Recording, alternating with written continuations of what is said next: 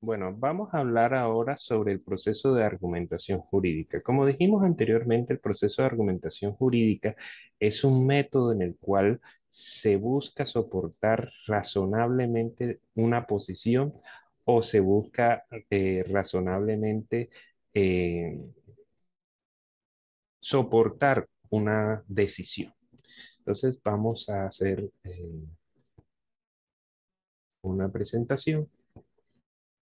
Y aquí tenemos entonces el proceso de argumentación jurídica.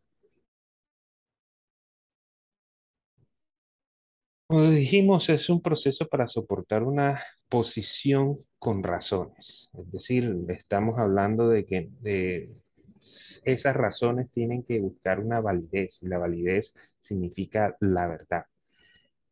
La búsqueda de la verdad. Y ahí viene el tema de la razonabilidad y de la ciencia. La ciencia y la razonabilidad nos permite soportar decisiones o posiciones con validez.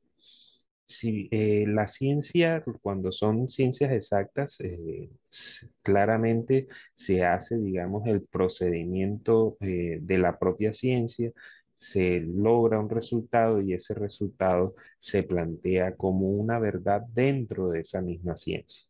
En el caso de ciencias sociales, que no son exactas, la validez está dada en una validez lógica, es decir, en qué tanto porcentaje lo que se dice es cierto, razonable y en cierta forma verdad.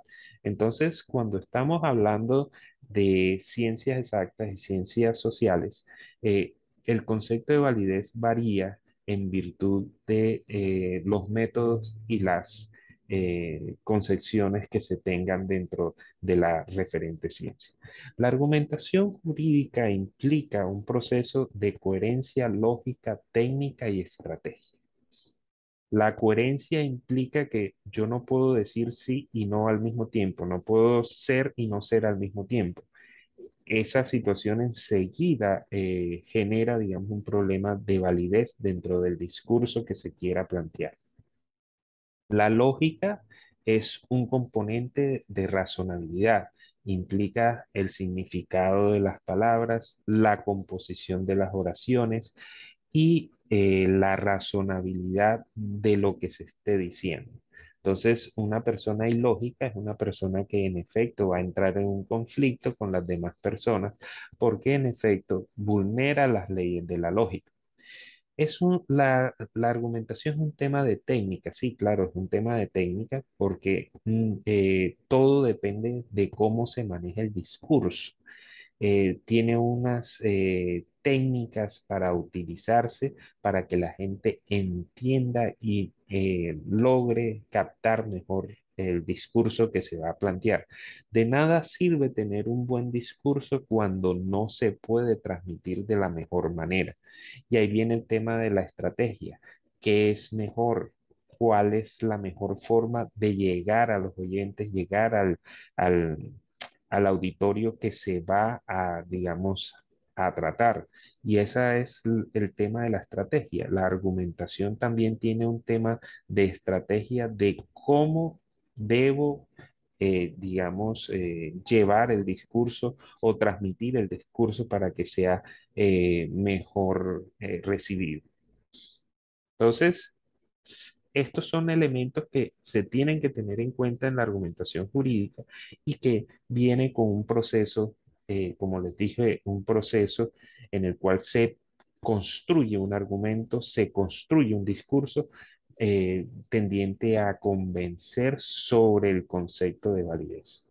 Y entonces, el proceso de argumentación jurídica tiene estas, por decirlo de alguna manera, estas etapas. La primera es una hipótesis. Una hipótesis es lo que pienso que podría ser o lo que pienso que debería ser el objeto de estudio. Y puede ser, digamos, las consecuencias de determinadas circunstancias.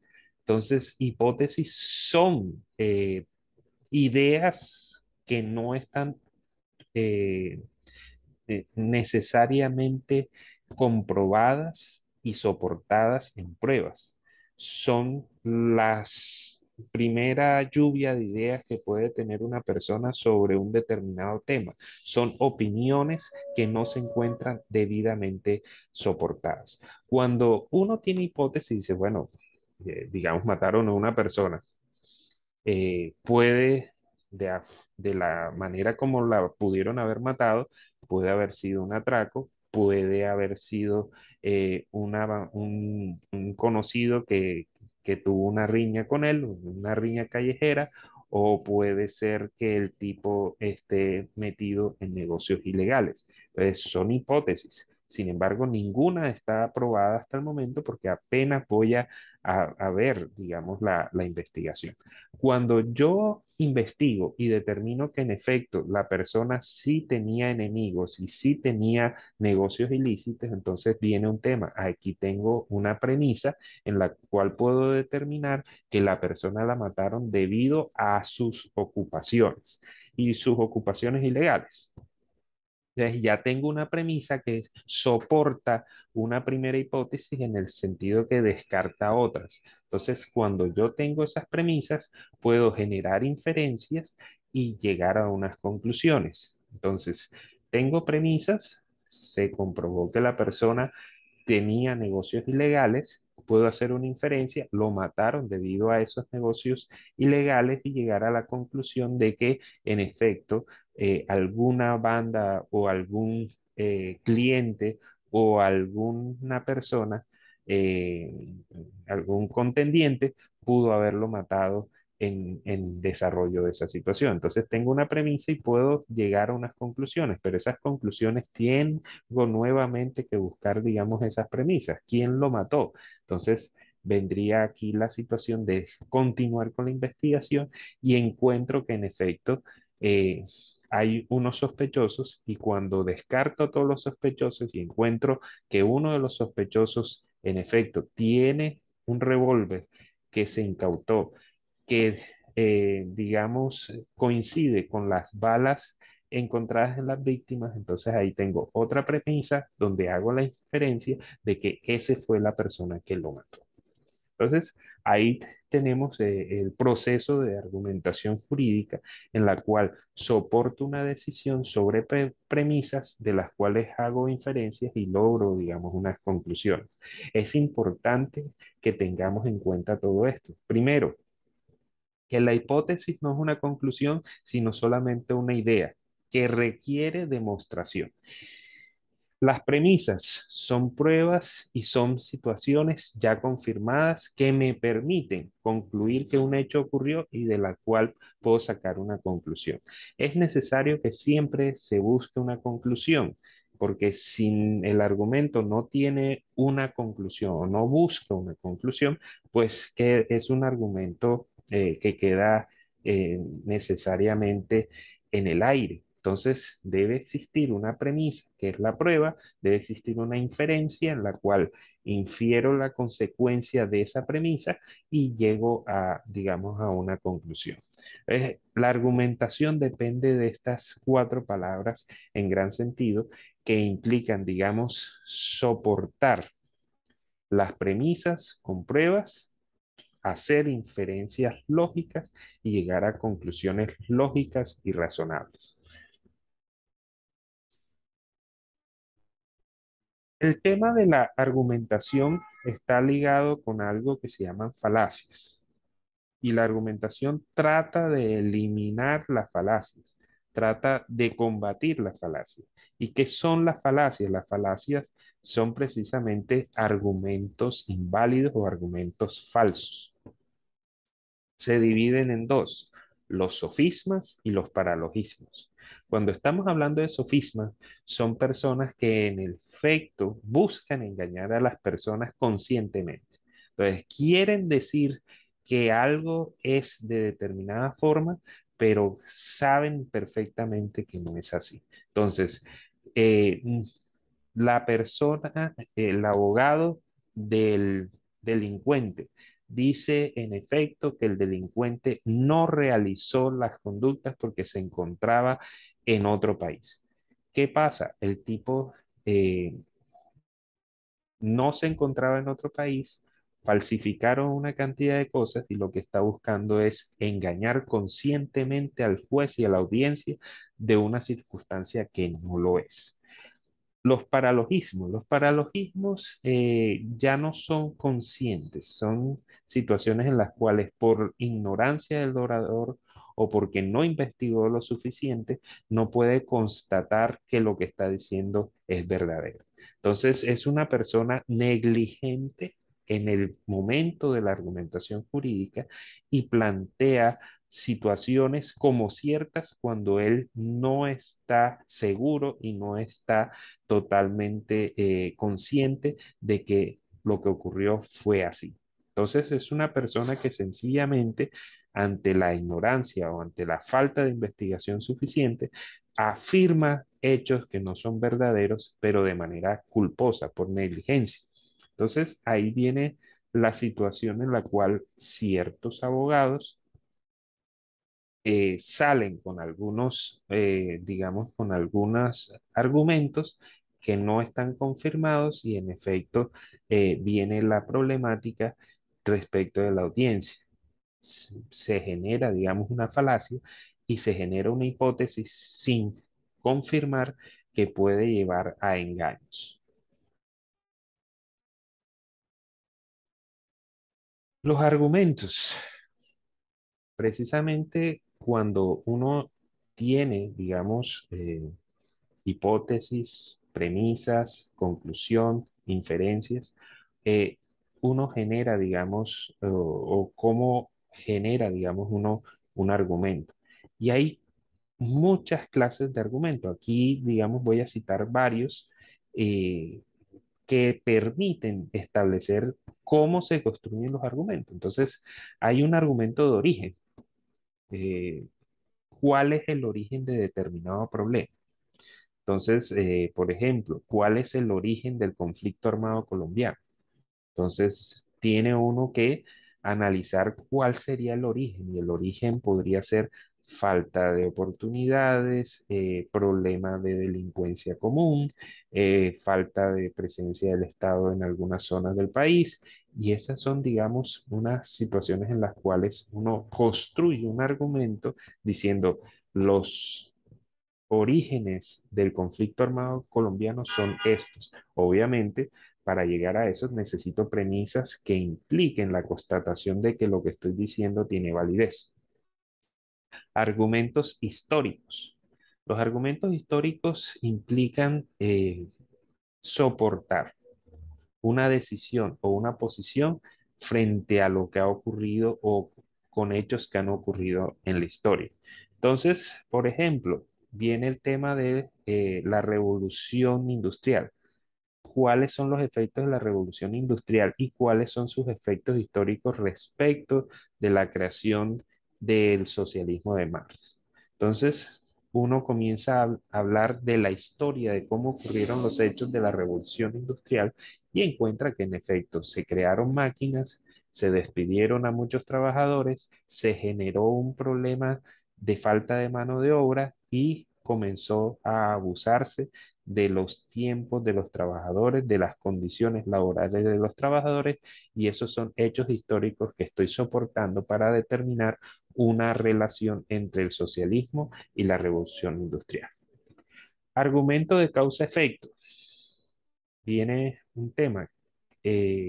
Por ejemplo, se encuentra una persona muerta y viene la situación. ¿Cuál es la causa de muerte? Y entonces vendría un tema. La persona tiene rasgos de violencia, tiene rasgos de resistencia y encuentra uno varios golpes en la víctima, pero no se sabe por qué, digamos, fue la causa de muerte. Y cuando vamos a ir a medicina legal establece causa de muerte, asfixia mecánica. Es decir, a la persona la ahorcaron con las manos. Entonces, ahí está, digamos, causa-efecto. ¿Qué fue lo que causó la muerte de esa persona? En efecto, un ahorcamiento por parte de otra persona y no podríamos decir que existe un suicidio. Entonces, la causa Fue otra persona que ahogó a esta persona, que la ahorcó con las manos. Argumento de analogía, asimilar situación en, digamos, de igualdad, vendría el tema de igual situación de hecho, igual solución en derecho. Entonces, vendría un tema de analogía y la analogía implica el tratamiento igual a dos situaciones similares. Y ahí vendría, digamos, un tema muy particular. Se prohíbe, digamos, la entrada de perros a determinado centro comercial.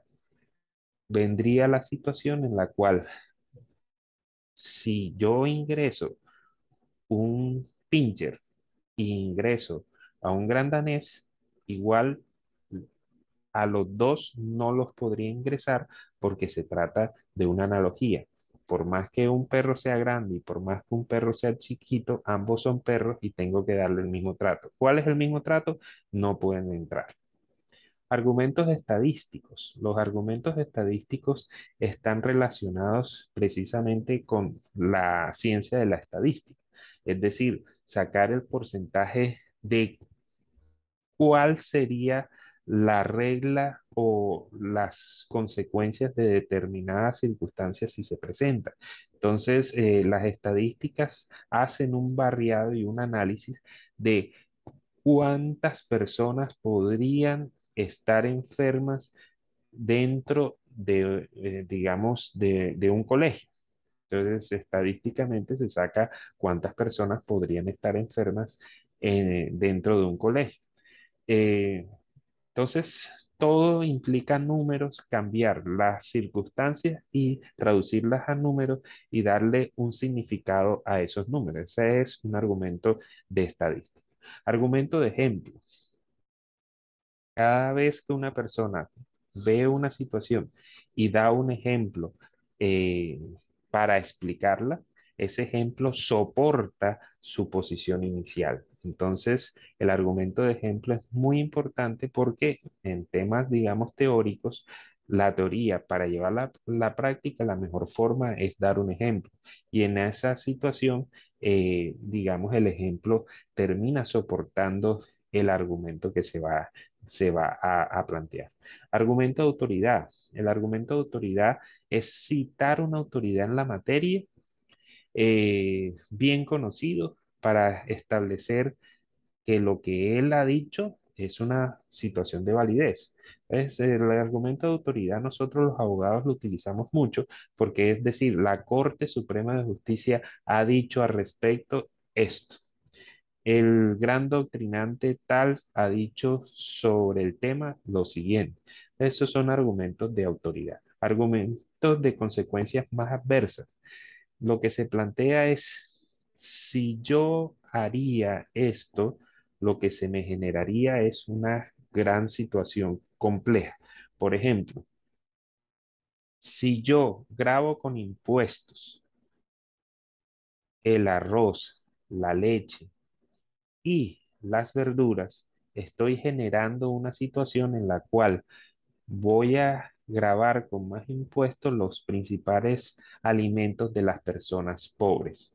Ahí vendría una situación, las personas pobres se verían afectadas por un impuesto que grave, digamos, los productos que ellos consumen. Entonces, eso es un argumento de consecuencias más adversas.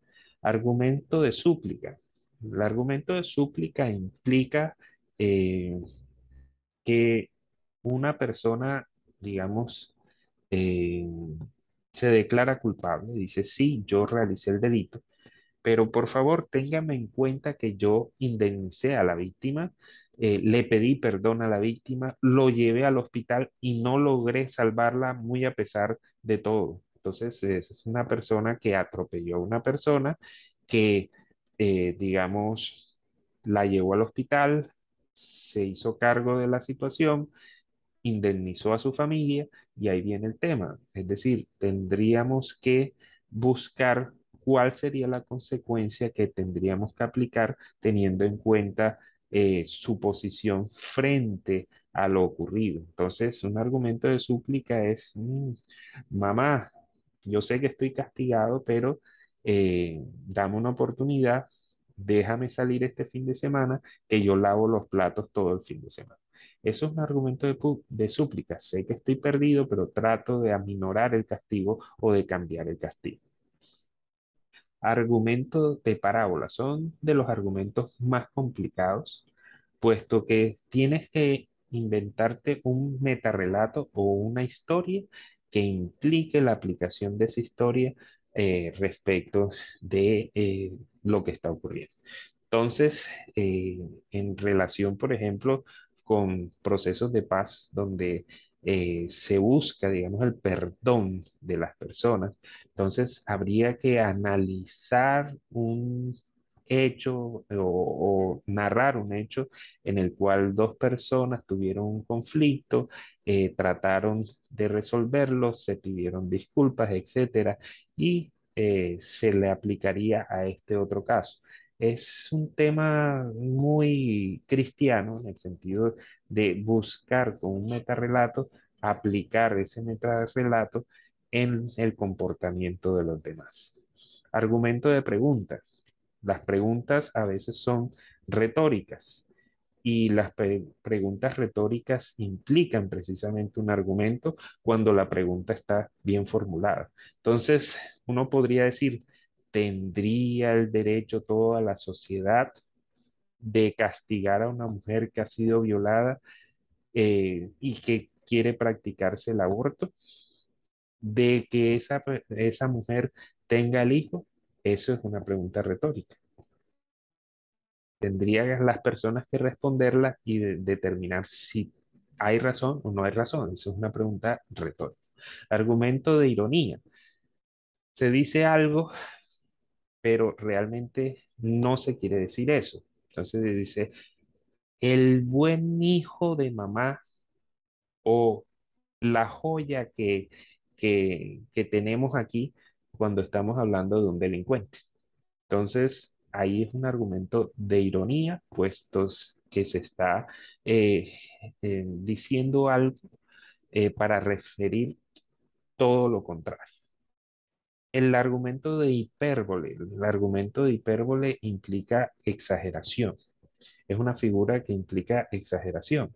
Entonces, una situación la exagera precisamente para tratar de generar, digamos, una reacción en el oyente frente a esa exageración. Entonces, comienza uno a plantear situaciones, digamos, exageradas que genera una reacción en el oyente respecto de esa exageración. El argumento ad fortiori, es decir, el argumento de si algo es así, con mayor razón, debería ser esto otro. Pues, por ejemplo, si se prohíbe la entrada a perros en el tren, con más razón, se debería de prohibir la entrada a un oso. Argumento a contrario. Esto es totalmente, digamos, contrario a lo de la analogía o al argumento de igualdad, que implica que dos cosas no son totalmente iguales. Entonces, uno no podría decir que un oso y un perro son iguales desde el punto de vista del tratamiento de un animal doméstico. El argumento en absurdo. Entonces, plantear algo y cuya consecuencia va a generar, digamos, digamos, un absurdo, implicaría, digamos, uno de los argumentos que se podría presentar. Entonces, cuando yo tengo claro qué tipo de argumento voy a utilizar, eh, uno puede, digamos, crear diferentes tipos de argumentos. Y estos son, digamos, los consejos que se dan en el tema de la argumentación. Y es, nunca sustentes una posición con un solo argumento. Trata de crear más de tres argumentos para hacerle más difícil a tu contraparte rebatirlos. Segundo, conocer más tipos de argumentos es más fácil diversificar la carga argumentativa y soportar mejor tus posiciones. Es decir, cuando tú planteas una posición y das más de tres argumentos, tienes más fluidez argumentativa, tienes más, digamos, recursos para decir que tu posición es más válida. Entonces, la idea es utilizar varios tipos de argumentos, no siempre el mismo. Los argumentos te permiten soportar tanto tus inferencias como tus conclusiones y le dan mayor credibilidad a tus discursos. Como estábamos hablando, hay hipótesis, hay inferencias, hay conclusiones y hay premisas. Entonces, cuando tú creas un argumento válido, verdadero, bien soportado, vendría entonces el tema de crear inferencias y llegar a unas conclusiones a partir de los argumentos. Un argumento lógico no es una falacia, es decir, no es un engaño. La elaboración de un argumento requiere de un soporte que permita comprenderlo y aceptarlo racionalmente. Los sofismas y los paralogismos, que son clases de falacia, son afirmaciones que pretenden hacer pasar por verdaderos argumentos falsos. Entonces, mucho cuidado con la argumentación. Se puede tener varios tipos de argumentos, pero siempre hay que estar bien conscientes de no crear falacias, de no crear situaciones, ya sea dolosamente o culposamente, precisamente porque se pierde la validez, se pierde la veracidad, se pierde la credibilidad. Conocer qué tipo de argumento está utilizando tu opositor te facilita la forma de contrarrestarlo lógicamente. Entonces, cuando tu opositor está haciendo un argumento de analogía, ya tú sabes que es un argumento de analogía y cómo se opone el argumento de analogía, diciendo esto no se puede aplicar de igual manera porque las dos circunstancias son totalmente diferentes. Por ejemplo, se trata de utilizar la misma lógica de el alcohol con las drogas. Es decir, si el alcohol se permite, porque las drogas no.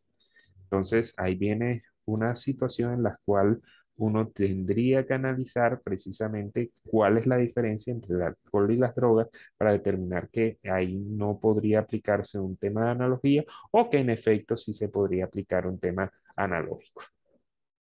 Entonces, ahí está, digamos, el proceso de argumentación jurídica y lo que tiene que ver con la argumentación jurídica. La importancia de los argumentos. Hay que hacer más de un argumento, hay que hacer más de un tipo de argumento que te permiten, digamos, una riqueza argumentativa que te permita soportar tus decisiones y hacerle más difícil a la contraparte controvertirlas. Entonces, ahí termino la presentación.